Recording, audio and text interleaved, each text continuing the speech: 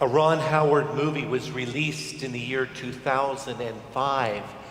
It featured Russell Crowe playing the part of a boxer during the Depression. If you know the name of this movie, let me see your hands. See a few hands? Not that many. The boxer's name was James Braddock. Does that ring any bells for the name of the movie? I was just testing to see if more people knew sports trivia or movie trivia than the catechism question of the week.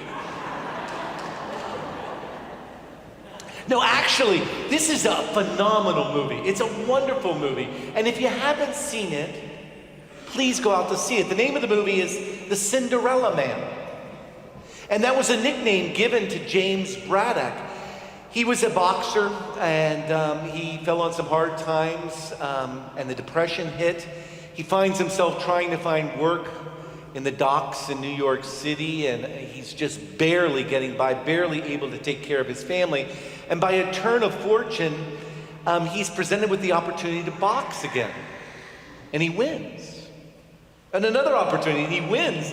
And eventually, this Cinderella man gets a heavyweight championship boxing match with Max Baer, the world heavyweight champion. And the odds are all against him. I think it's 9-1 odds against him in favor of Max Baer. And he wins. He's the Cinderella man. He's the underdog. And it is a beautiful movie about good family values, about sacrifice, about love, about faith. Just a beautiful movie. So if you have a chance, go out and see The Cinderella Man. It's the kind of story that we like. We like rooting for the underdog because we can kind of associate ourselves with the underdog. I mean, let's face it, we're not the rich. At least in our minds. I mean, we don't dress in purple, Amy. Here too. Kind of a tricky day to wear purple, isn't it? So you got some purple on there too. It doesn't mean the same as it did then, but we're not the rich, are we? The thing about parables is they play with our minds, and they're supposed to. They're supposed to challenge us. I mean, when you think about it, we are probably more like the rich man in today's gospel passage than Lazarus. I mean, we're not begging at someone's door. We have a roof over our heads and food on our tables.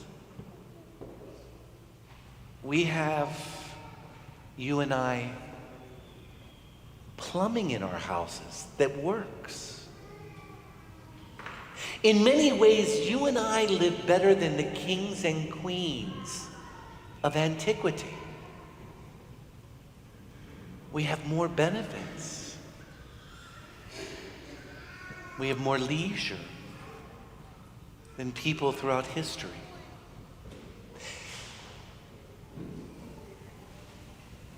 We are rich in the eyes of the world. And so today's parable challenges us. Now, the rich man in today's parable, he is not condemned because he has wealth. And he is not condemned because he has power and prestige. He's not condemned because his name is known and he has a good reputation. He isn't judged for breaking any of the 10 Commandments. As a matter of fact, he could stand at the pearly gates and plead, "What did I do wrong? I broke none of your commandments." He is judged by what he fails to do. In our penitential rite at the beginning of Mass, when we do the Confiteor, we will pray and ask God's forgiveness for those things that we have said and done. But we also ask forgiveness for that which we have failed to do, what we would traditionally call sins of omission. And that's what the rich man is judged of today, a sin of omission, for going through life with his eyes closed. It cannot be that way for you and I. Whether we are like the rich man in today's gospel parable, or the people that the prophet Amos addresses in the first reading, who are complacent, drinking wine from bowls, more concerned about their health care needs and their ointments and their makeup than they are about a nation that's crumbling around them. We cannot be complicit or blind. The rich man in today's parable, he protests that he didn't know the rules. Let me go back and warn my brothers.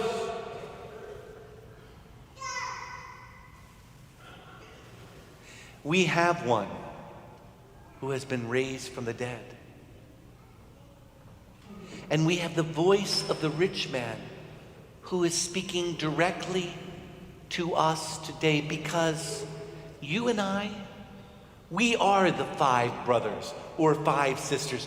We are the family members that need to have our eyes opened. And the rich man pleads to us, don't be like me. Your decisions matter. There are consequences to the choices you make. It doesn't take that much to reach out to those in need around you, whether they're in your family, on your doorstep, in the community, or on the doorstep of your country. That we are all brothers and sisters, because when we lose sight of this, we are already lost. The stakes are high. And I know what the polls say.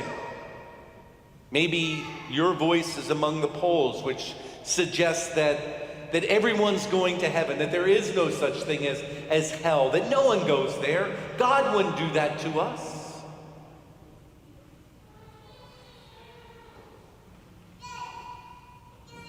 There's a problem with that.